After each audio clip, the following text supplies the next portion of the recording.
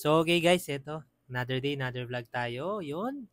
June 1st na guys. Yun, di ba? Nakalahati na natin yung taon. So, ito guys, mag-vlog ulit Daddy Jeff nyo. Di ba? Nag-vlog ako nung last na ganito yung nagsasalita ako nung sinabi ko, ah, paano ako nag-umpisa? How did I start? Di ba? Nag-start lang ako. Nasabi ko nga dun sa vlog ko na yon, 10,000 pesos lang yung starting ko. Hanggang ngayon may nagtatanong pa rin, di nila napapanood yung vlog ko. So ito, inulit ko na lang. Nag-start lang si Daddy Jepo nyo, 10,000 pesos.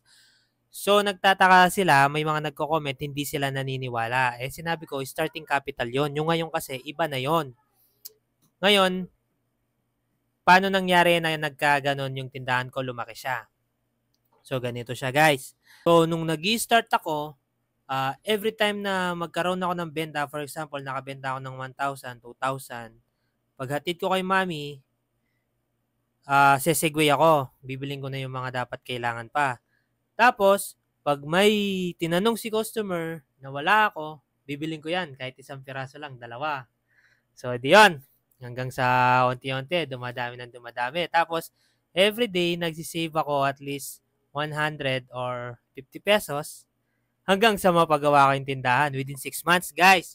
Then, within that 6 months, wala talagang distraction. Di ako nagsi-cellphone, guys. As in, wala akong Facebook, wala akong TikTok, wala akong Instagram. Nag-focus talaga ako sa tindahan. Nag-focus talaga ako sa business. Yun yung ginawa ko, kaya lumaki ng ganyan. Then, yung naipon ko, pinagawa ko yung tindahan, bumili ako ng istante, bumili ako ng shelves, and ayun. Tapos may sumobra pa ako sa pinangpagawa ko, binili ko lahat ng tinda yon. Wala akong kapera-pera, guys. Talaga, as in. Yun, di ba? Lumaki na lumaki. So, ano yung nakatulong sa akin? Ito guys, ito yung kailangan malaman nyo. Ito yung pinupoint ko doon. Na actually, lahat naman ng mga successful na tao, sinasabi nila to. Ako, nanonood lang ako ng ganyan. Tapos, tinitingnan ko talaga kung naging akma ba sa buhay nila, nangyari talaga at nagpatotoo. Doon ako naniniwala sa mga taong ganun na sa mga may napatunayan, hindi yung puro salita lang. And, every time na sinasabi nila yon, tinitignan ko rin, dapat gumagalaw sila. Hindi yung puro salita lang ng salita, wala namang gawa. Katulad ng mga ginagawa ng vlog ni Daddy Jepoy, hindi lang ako basta nagsasalita, pinapakita ko sa inyo paano ko siya ginagawa.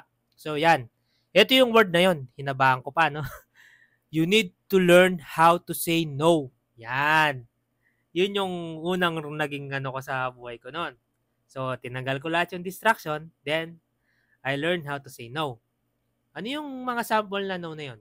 Naya ako ng barkada, tol, kumusta? Punta tayo dito.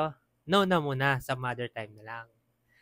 Pag yaya yung family, ganyan, di naman ganun kaano yung gathering, and I know I'm busy, no na muna. Yan, kasi nagsisave ako eh. Kailangan ko munang magano ng pera eh. Magpondo.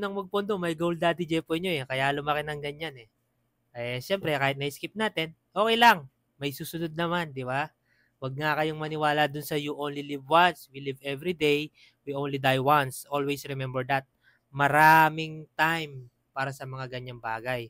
Sabi nga ni Chinky Dan, wala namang masama kung mag-celebrate ka ngayon. Basta, may pera ka, hindi mo lang siya uutangin. Yan, nabasa ko rin yan sa isa sa mga libro niya. Yan, di naman pangit yung mag-celebrate eh. Basta may ipon ka.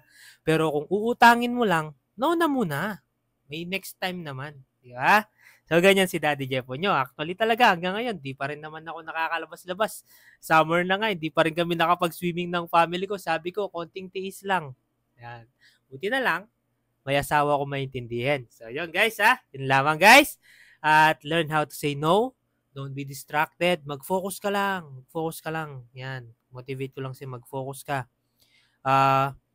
Iwas muna sa mga makakagastos sa'yo. Every time na kumikita ka, roll ka lang ng roll. Kaya mo yan. Maniwala ka sa akin. Sipag lang. So, yun lamang guys. Maraming salamat. At di pala ako nakapag-shoutout. Ano ba yan? Pag nag-shoutout ako, masyadong mahaba na to. Baka hindi nyo matapos sa next vlog na lang mga sir, mga ma'am. So, yun lamang po. Maraming salamat. Siyempre, finger heart kayo sa akin. God bless you po. Good night.